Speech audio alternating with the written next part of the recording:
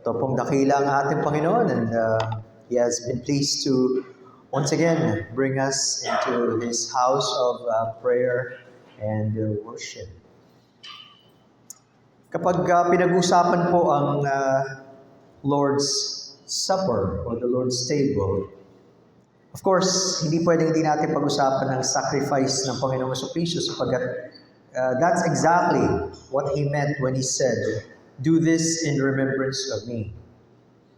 Kaya mahalaga po ay palagi tayong napapaalahanan ano ang Kanyang ginawa at gaano kadakila ito, kasama na rin ang Kanyang mga sakripisyo para sa ating katubusan. Even Isaiah 53:2 tells us that He had no form or majesty that we should look at Him, and no beauty that we should desire Him.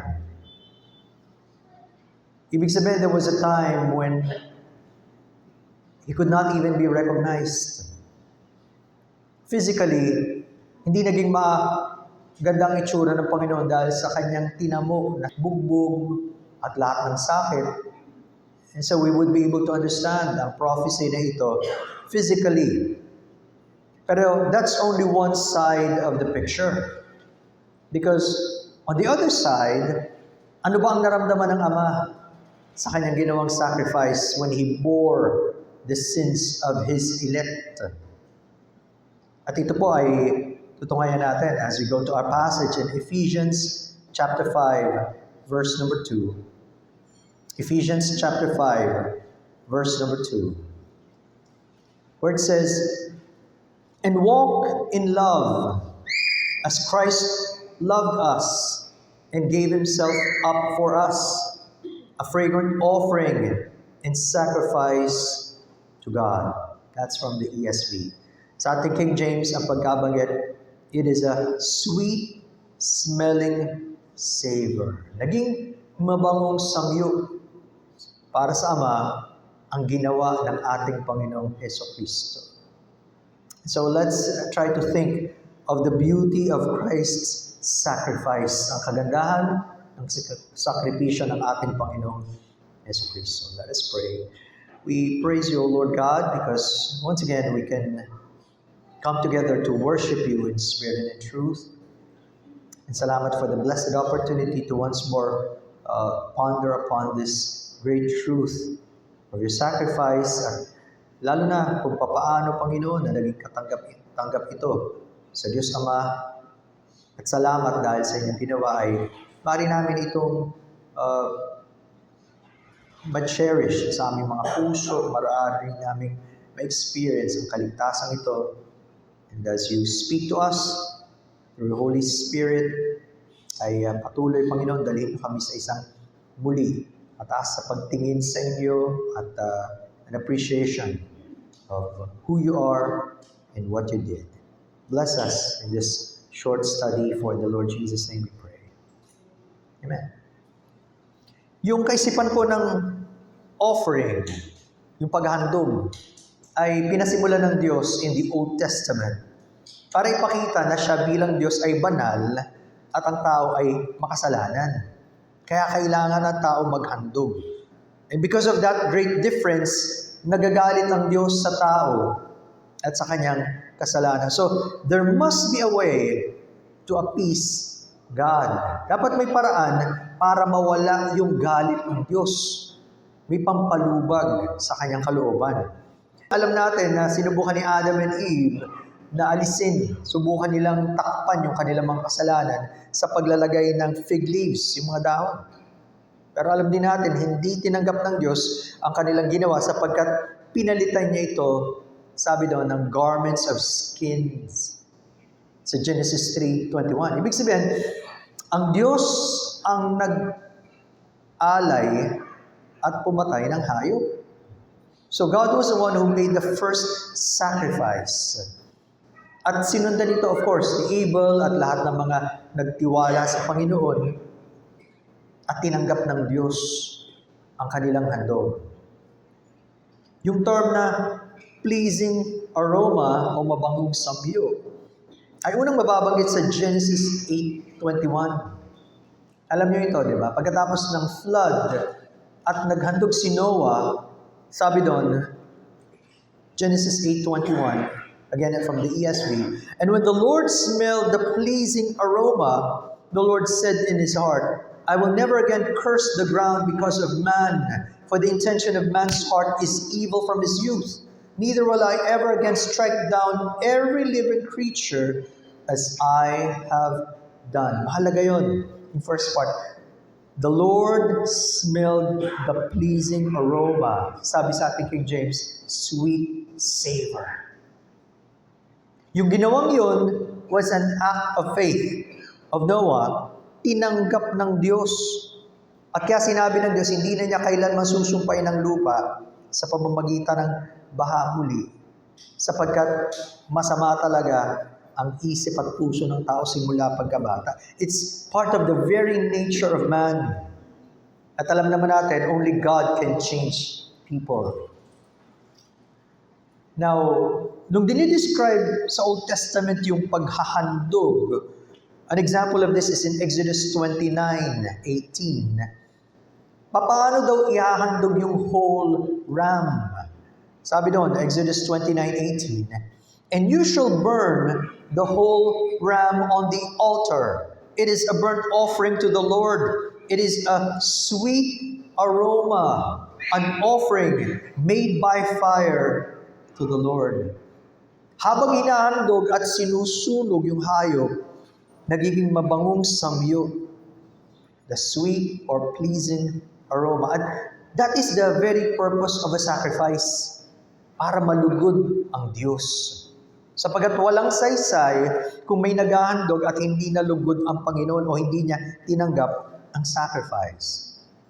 And so, kaya pag kinonect natin yung ating text in Ephesians chapter 5, verse number 2, ang challenge, and walk in love as Christ loved us and gave Himself up for us, a fragrant offering and sacrifice to God. Notice the main focus.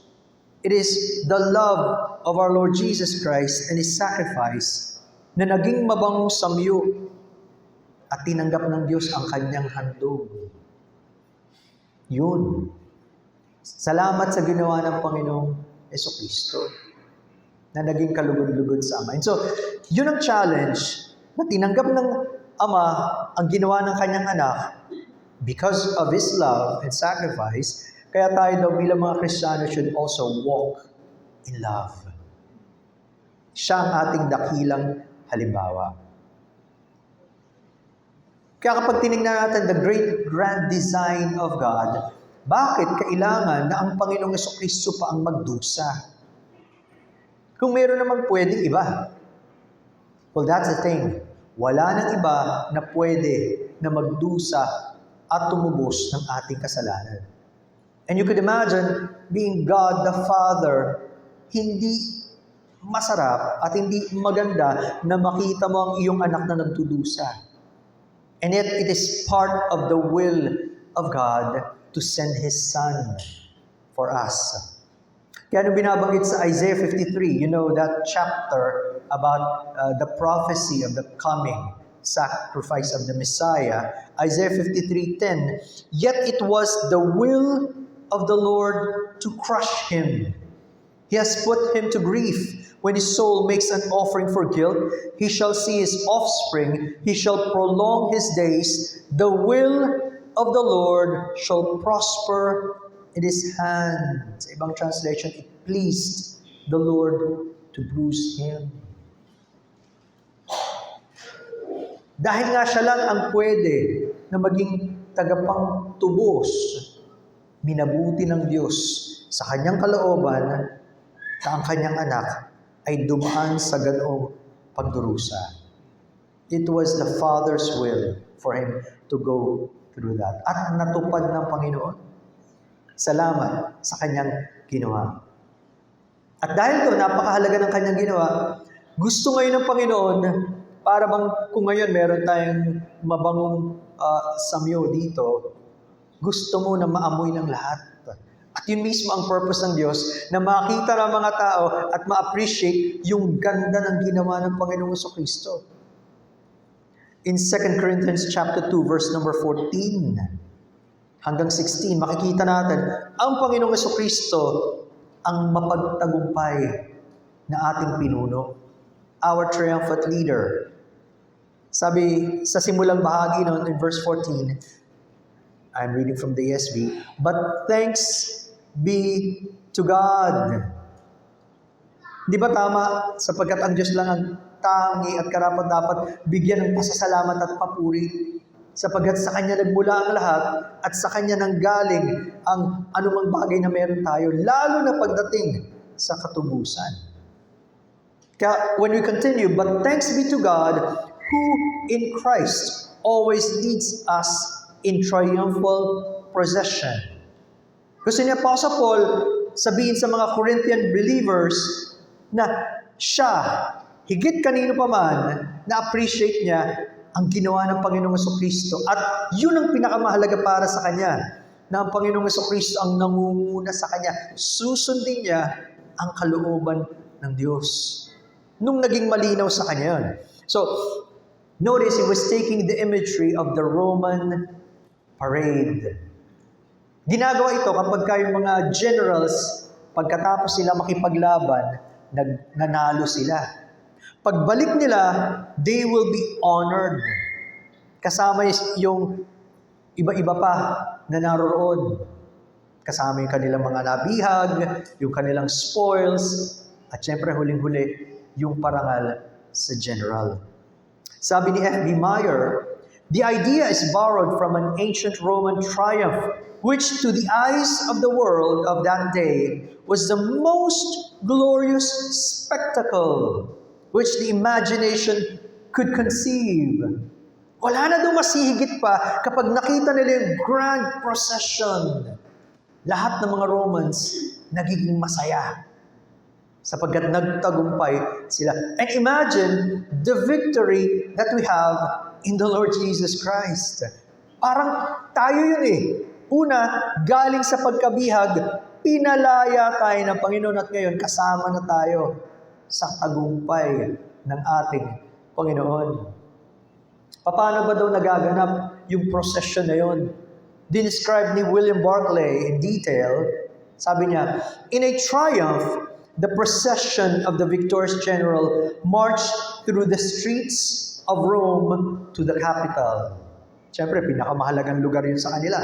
First came the state officials and the Senate. Then came the trumpeters. Then were carried the spoils taken from the conquered land. Then came the pictures of the conquered land and models of conquered citadels and ships. There followed the white bull for sacrifice, which would be made. Then there walked the captive princes, leaders, and generals in chains, shortly to be flung into prison, and in all probability, almost immediately to be executed.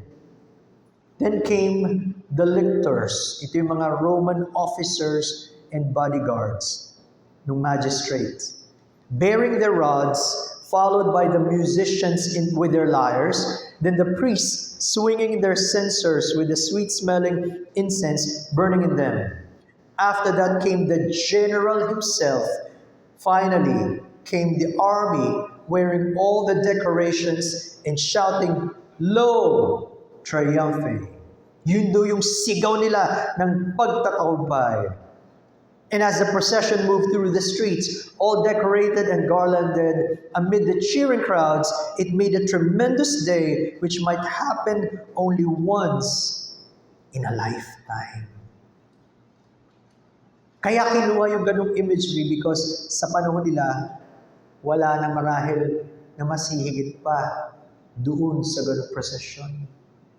And imagine so much more in greater grandeur yung ating procession in the Lord Jesus Christ as the victor.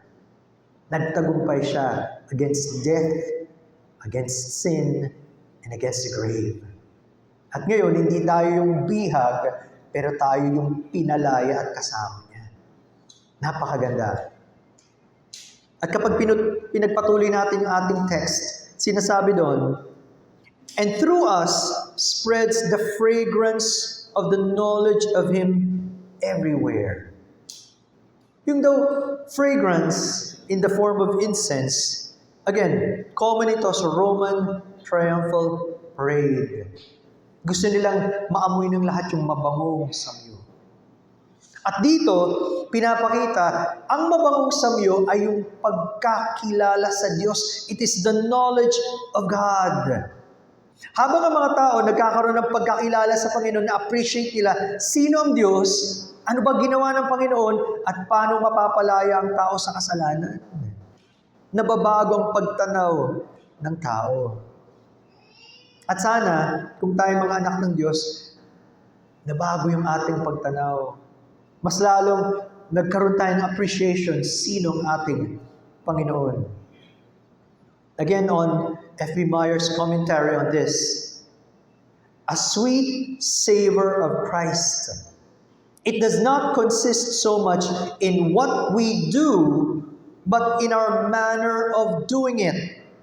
Not so much in our words or deeds as in an indefinable sweetness, tenderness, courtesy, unselfishness, and desire to please others to their edification.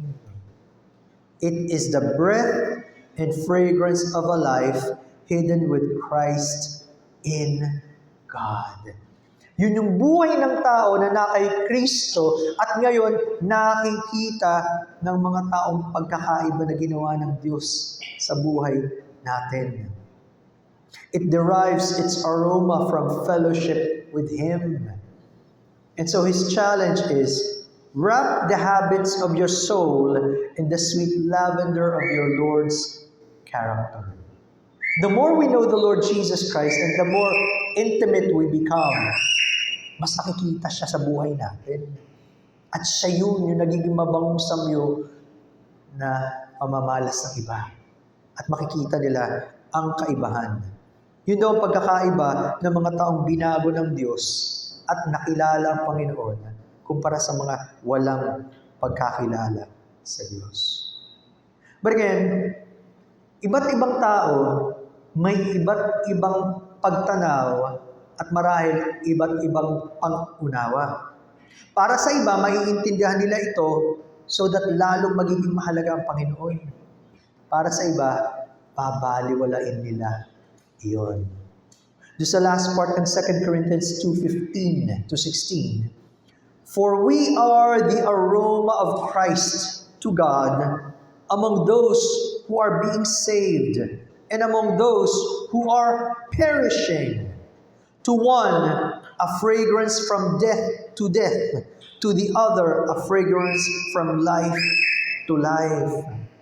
Who is sufficient for these things? Yung binanggit natin kanina, di ba?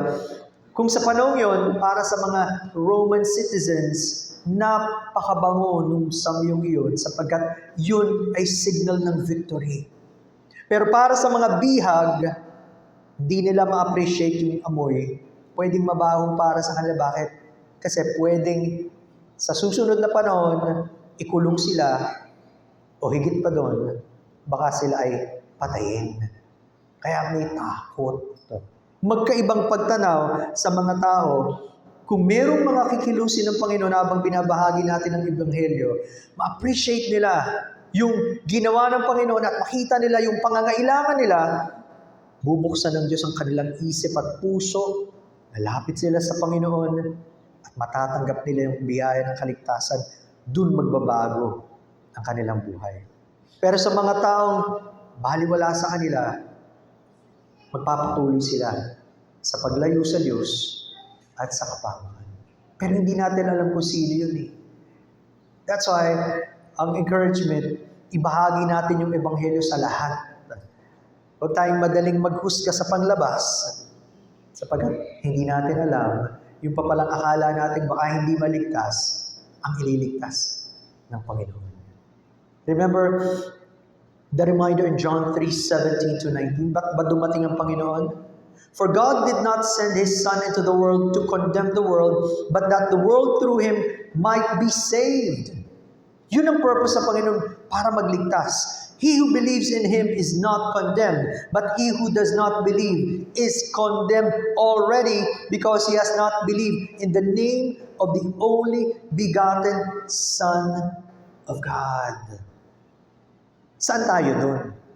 Tayo ba yung pinagpakilala ng Diyos at ngayon may pag-asa ng buhay na walang hanggan sa Kanya? O kasama tayo doon sa mga mapapahamak sapagkat binaliwala nila ang ginawa ng Panginoon? And that's a greater judgment. Lalo na kung madalas mo nang naririnig ang salita ng Diyos, nababasa mo ang Biblia, o meron ka ng alam, tapos binabaliwala mo pa rin siya. Mas malaking paghatol yun. Sa pagsabi sa 19, and this is the condemnation, that the light has come into the world, and men love darkness rather than light, because their deeds were evil. Mas ginusto nila yung paglayo at yung kadiliman. Wag, kaibigan. Nawa, maging encouragement sa atin to continue on in the Lord and to bring the gospel or the good news to people. Wala silang ibang pwede na maging pag-asa kundi ang ating Panginoong Kristo. At kung di mo pakilala ang ating Panginoon, maybe now is the time to trust Him as your Lord and Savior. Doon mo ma-appreciate gaano kaganda yung ginawa ng Panginoon. Mahirap, pero tinupad niya ang kalooban ng kanyang Ama. At para sa atin, mas lalong lumalim yung pagtanaw natin sa ating Panginoon, Yesu Kristo. May God bless us with His word. Let's pray. Almighty Father, we praise you for your goodness sapagkat sa lahat ng ito, kayo ang tunay na dapat madakila at salamat sapagkat pinapaalala niyo sa amin, Panginoon, ang inyong kadakilan at ang dakilang sakripisyo ninyo. And we pray, O Lord, mas lalo namin makita ito in greater light. Makita namin ang grandeur ng inyong ginawa so that we will begin to appreciate it more and tell the good news to the people around us. Do bless us as we celebrate the Lord's table. For the Lord Jesus' name we pray.